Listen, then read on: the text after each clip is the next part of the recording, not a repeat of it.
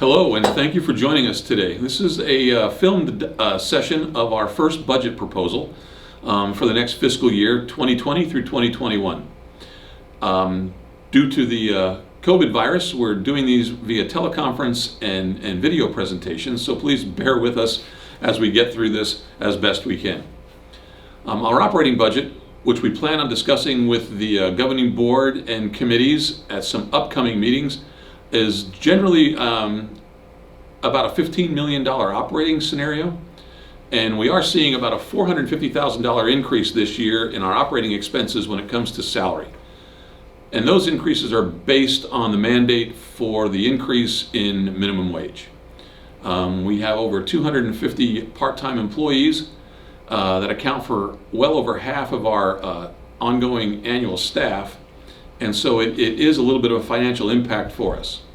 The other increase that you'll see in our operating budget are very, very minimal, and those are typically due to the annual percentage increases as far as interest and inflation goes. So what we're going to focus on today is really our capital projects. A very expensive proposal, and again, this was put together back in February prior to the COVID-19 virus. And so obviously some things have changed. When we put the budget together, we were looking at new capital, new construction, and some mandates that were coming down to us from the Arizona Department of Water Resources, focusing on water conservation and how we make enhancements to our golf courses to comply with some upcoming mandates that are coming down via the state of Arizona in both 2023 and 2025. Well, what's changed since February? A lot. And so the world is a different picture today, and as is our reserve funds. And everything, at least on this slide goes, is related. So as of February 18th, we were coming forward to the governing board with a potential $12 million capital improvement plan. I'll go over the details of how we got there and where we're going. Back in February, we assembled what we felt were the key aspects of the capital plan. And they were focusing on four main issues: golf irrigation and water conservation, which I just spoke about, some golf repair and restoration, as well as the R&Rs for recreation centers and new capital. Putting all that together, it came to about $12.5 million. The Arizona Department of Water Resources. At our mid-year meeting, we had representatives from the department come out and explain what we were looking at in the years ahead. Mandates that regulate how many turf acres are allowable in the state of Arizona to be irrigated on a long-term basis for golf. And so we put that together with some of our older golf courses, which are wall-to-wall turf. 4 of our golf courses, I believe, fit in that category, and that's where everything on our property relative to that golf course is irrigated and mowed, as opposed to a desert landscape golf course where we have little target areas to shoot at and the whole property is not irrigated. And so one of the courses that we were focused on in this fiscal year was Grandview. It's a 37-year-old facility. We're experiencing repair and labor costs due to the age of that facility. We're seeing a lot of broken pipes, pumps, and those types of things that are needing ongoing maintenance, and those are ever increasing. And every year we delay putting these projects together, we're facing an annual 5% increase in inflation. So what we're doing in the next couple of months, we are still coordinating with the Department of Water Resources to kind of get some final feedback on what is required to be done by 2023. And we're focusing on Grandview as far as our initial implementation goes. So with that, we're needing 41 acres of turf removed from Grandview. The cost of that is $1.7 million. And that is getting us down to about 100 to 90 acres of grass comparatively to what exists today at that golf course. And I mentioned the golf course being 37 years old. That has an irrigation system to replace. And the cost of that irrigation system is a little over $3 million. So the Grandview Golf Course, to get that retrofitted and to meet the mandated needs of the state, as well as replacing the sprinkler system, we're a little over $4.8 million. Golf course maintenance equipment is an ongoing project that goes on so we can continue to maintain the quality of our golf courses. Now, $799,000 seems like a lot of money, and in fact it is. But keep in mind that we do have 7 golf courses. And so on an average, we're looking at $114,000 of golf maintenance equipment, which are basically your mowers, your tractors, your aerators, and your larger equipment to help maintain the turf on these facilities. So as a whole, it's a sizable amount of money. But broken down into 7 pieces, it's a little over $100,000 per course. Desert Trails has a bunker project scheduled. This is the last of our golf courses that is getting this treatment. All the others have been done. So we're looking at replacing the sand in 30 bunkers, a little bit of reshaping, and it has a useful life of about 13 years, which is terrific. And if you've been out on these golf courses and seen the courses that have been retrofitted as far as these bunker projects go, they're absolutely tremendous.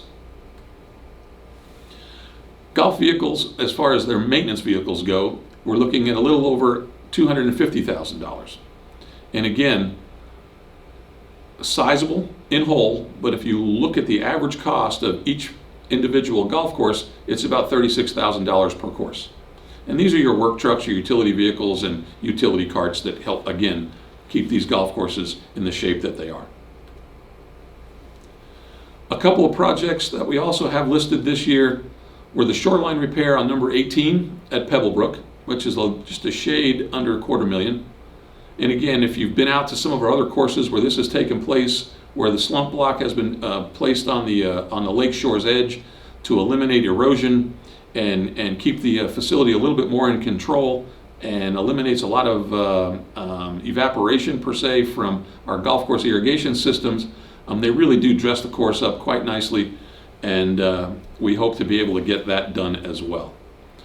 Other courses have seen some recent improvements to some putting greens, expanding those to provide some more training opportunities and some recreational play for folks. And Pebblebrook was also looking at a putting green replacement for about $90,000. The parking lot at Pebblebrook is also being proposed for a mill and resurface. If you go out to that golf course and have seen that, we do have some crumbling overlay out there. It's a bit of a safety issue when you're walking and driving in that kind of condition, and it's on its schedule as far as the overall asphalt replacement plan that we have throughout our community. Golf carts. For those golfers who do not own their own personal cart, we do have rental carts out there. Not a whole large fleet, but there are several carts, about 13 per se, I think, at every golf course, to kind of make accommodations for people who do not have their own vehicle.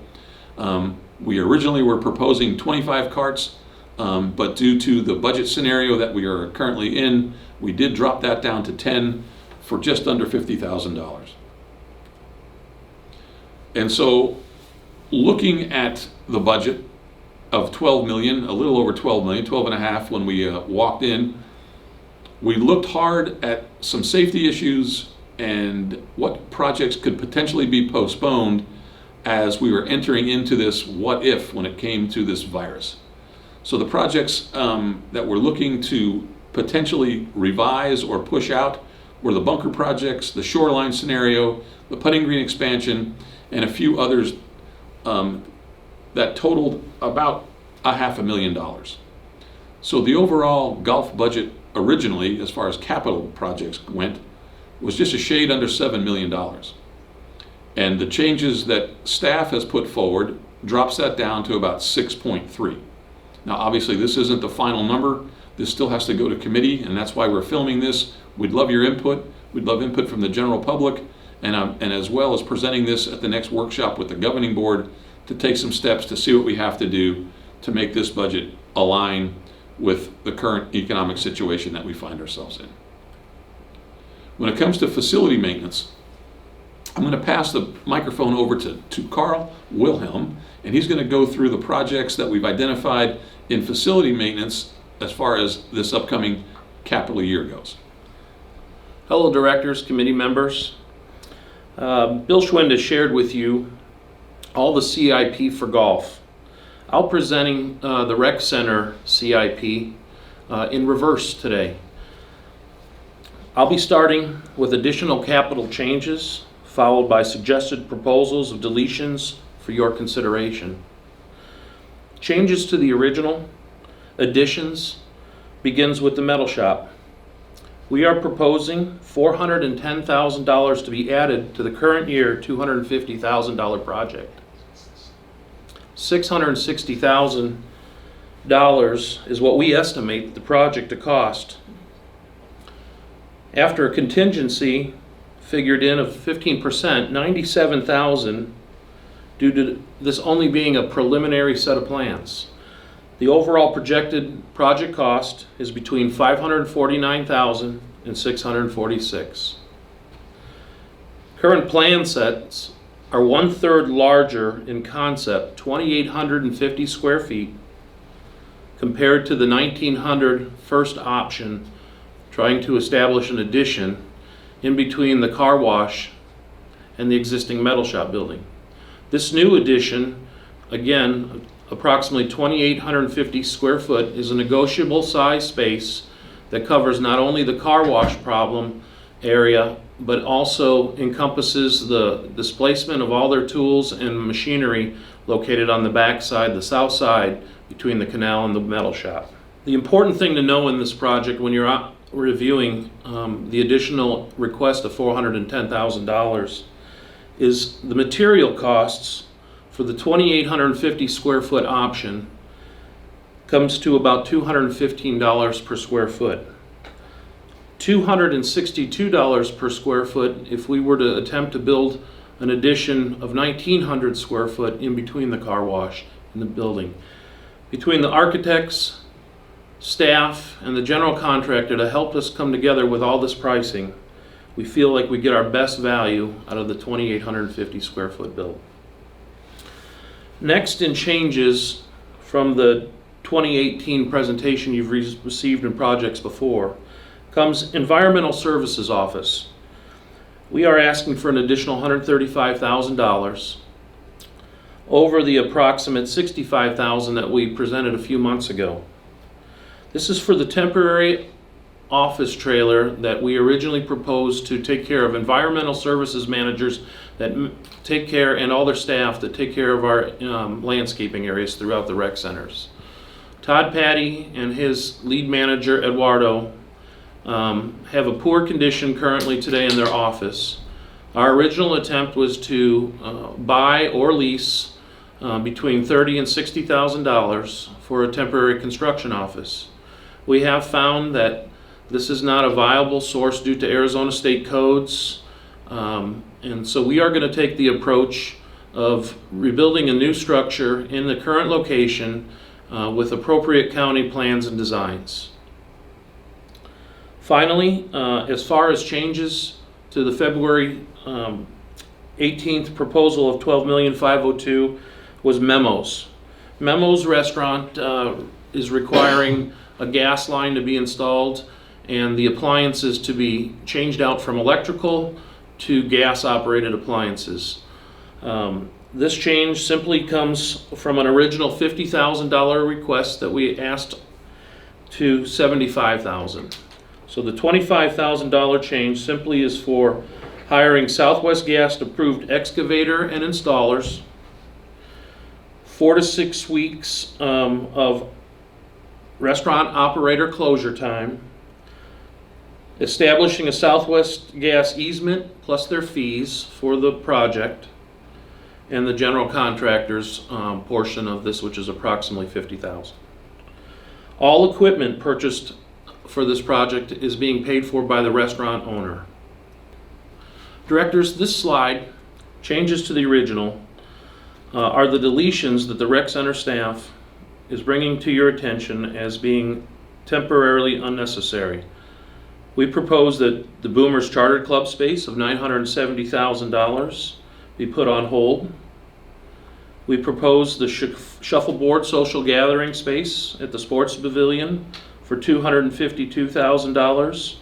This price coming after estimated costs from designers, planners, and equipment suppliers was deemed $252,000. We feel that mini golf lighting at R.H. Johnson can be placed on hold. The proposal of the Beardsley Aquatics Lobby enclosure for $130,000.